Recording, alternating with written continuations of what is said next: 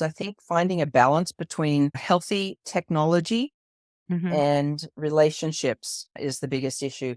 We can pretend technology is not there. We can take the devices away from our children, but we are very naive, I think, if we believe that we can stop technology. It is not going away.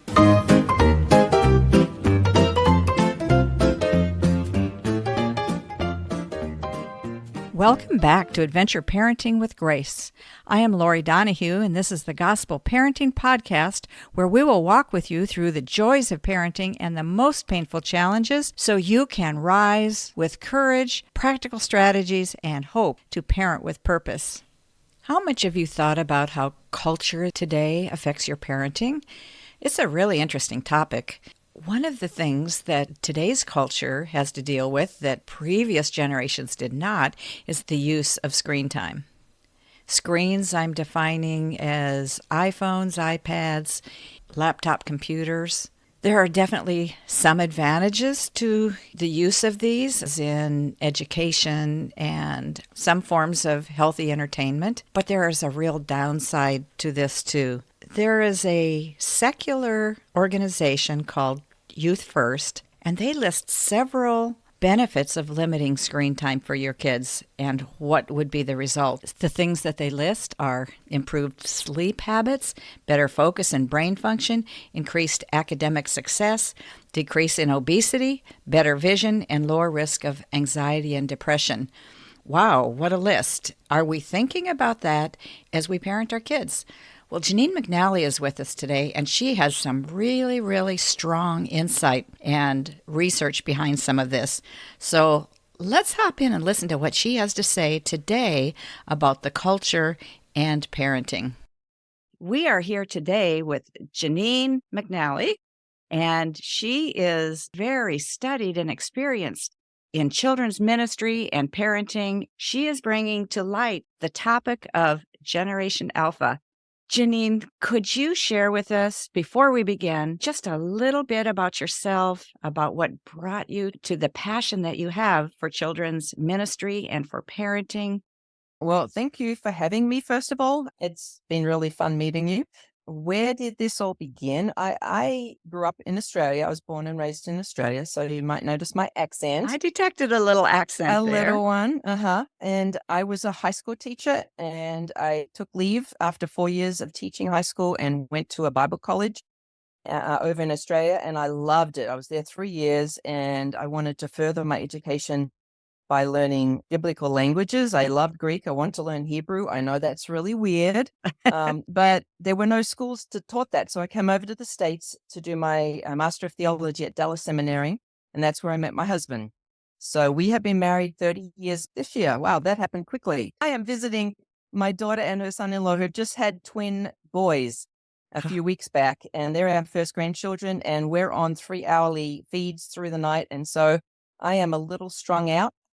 Oh, But yeah, so this August we're celebrating 30 years. Real long story short, we had 3 children. The oldest is 28. Our youngest is 18. She was a surprise. Good surprise.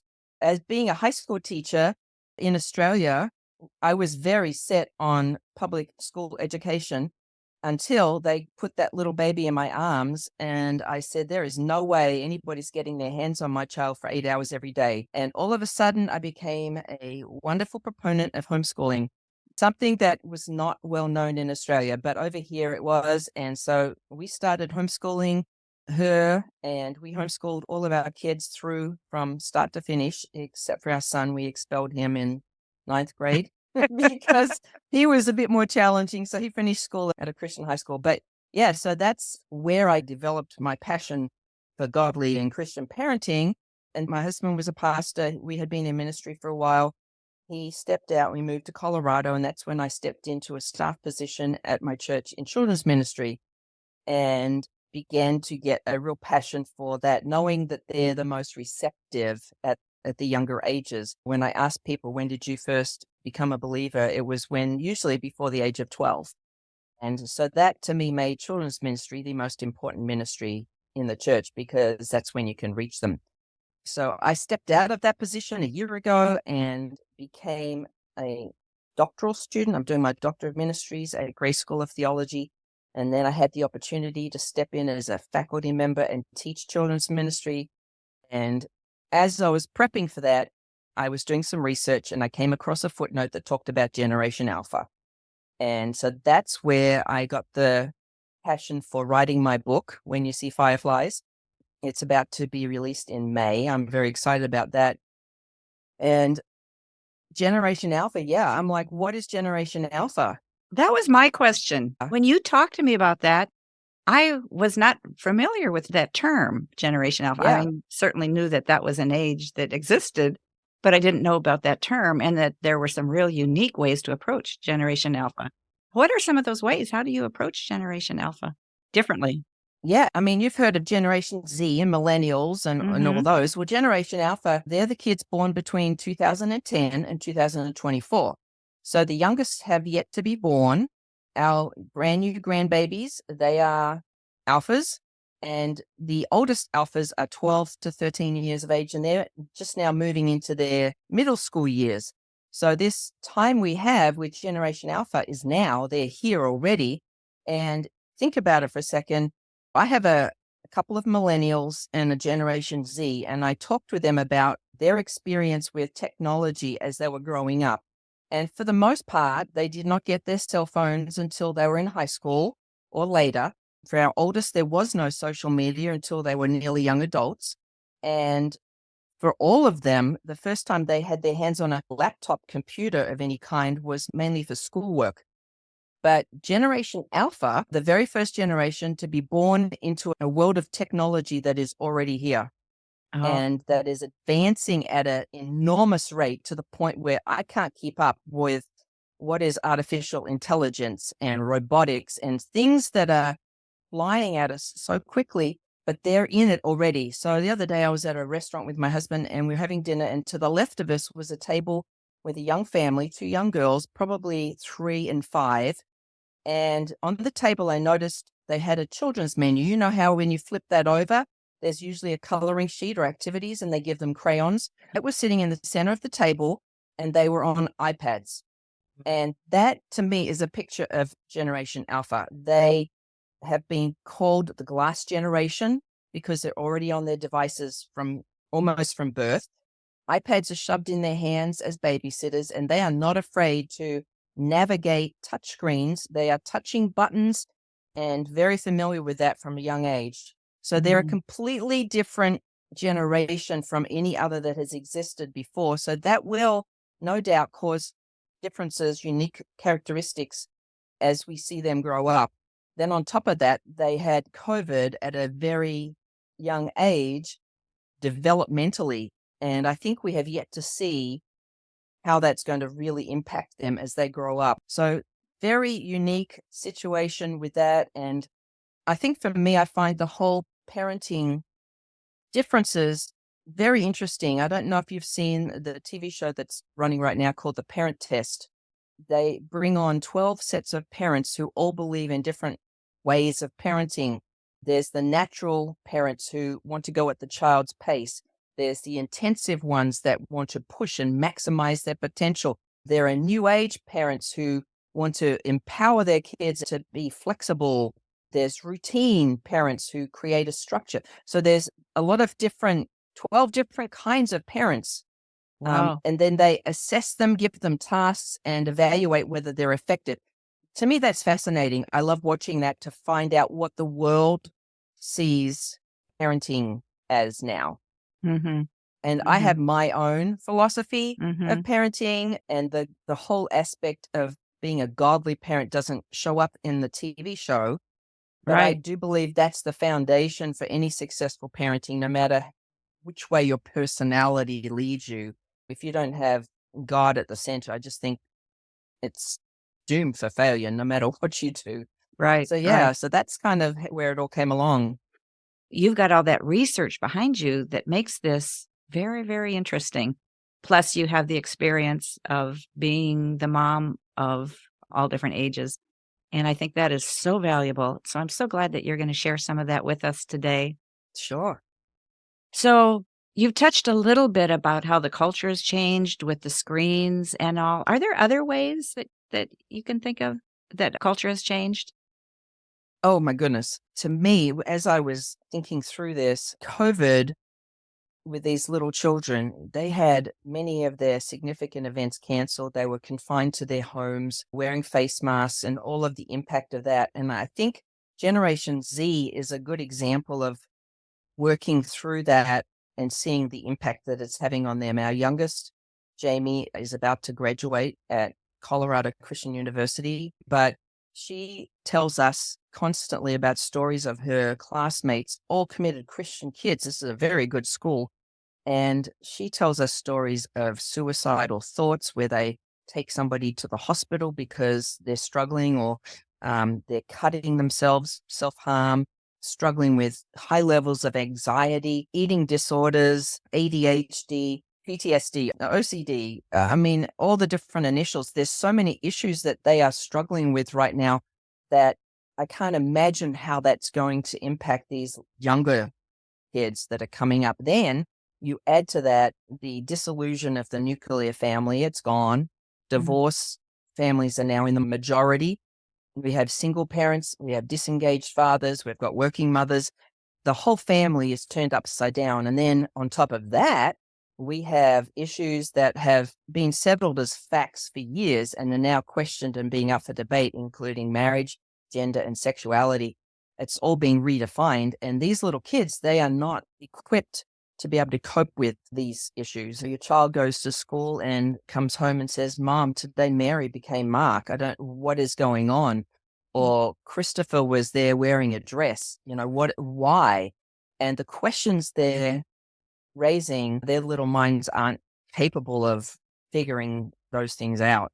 So how is the culture affecting things? Oh my goodness. I don't think there could be a worse time. In my book, I start off with Louis Armstrong's What a Wonderful World song.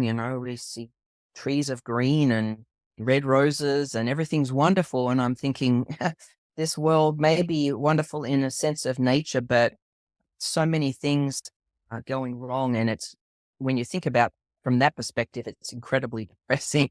Right. How are we going to raise our kids to survive this Mhm. generation? Mhm. Yeah, I agree.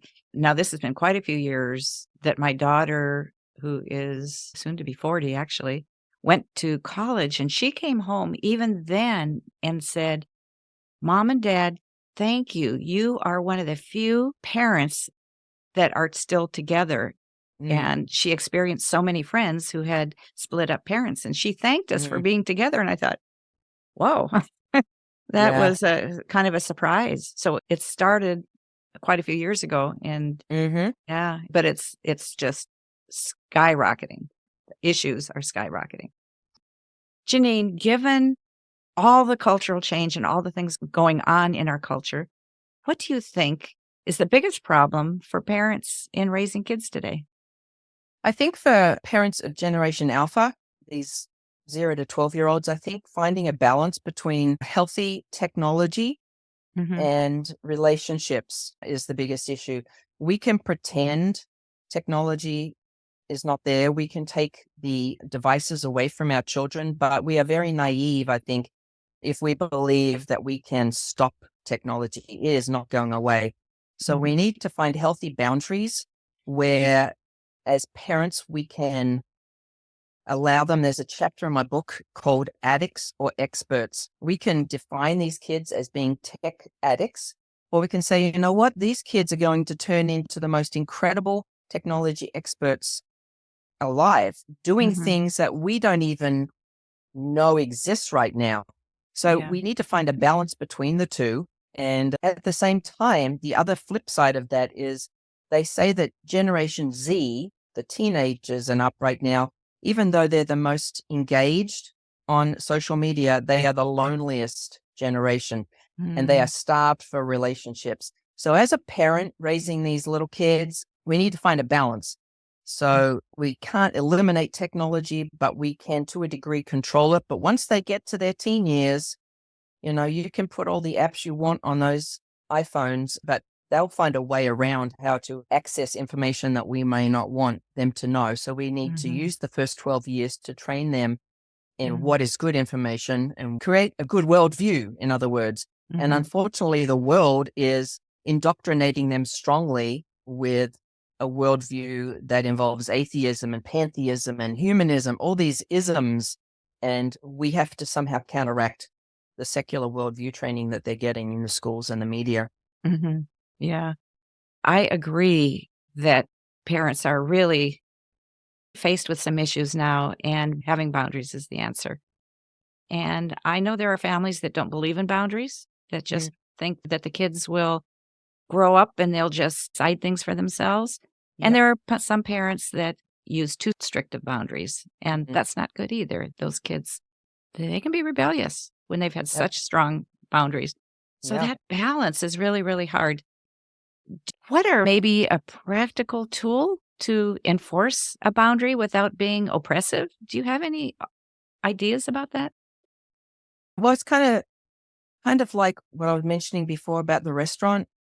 I think when there are things that are provided for your children to do that is outside the realm of technology, have them do that. I would not have given my child an iPad at that restaurant. For years, as our kids were little, we used to travel quite a bit in the car. And I think it was 4 Christmases in a row, my husband bought one of those DVD players that you could plug into your cigarette lighter. This was years ago. And for 4 years, I returned them to the store. And I said to him, I don't want them watching movies in the car. I want them reading a book. So there were certain things, and we allowed movies. That wasn't the point. The point was we created boundaries that worked for us. And every couple needs to come up with their own boundaries, I think, that work for them. And it is impacted by your personality for sure. But for me, the car ride was not for movies. The car ride was for reading books or for doing an activity of some kind. In a restaurant, we had the activity pages. I would never have given them my phone. So creating boundaries that work for you when you tell your child no to technology, so that they know that there are times when it's okay and then there are times when it's not. Yeah, that's good.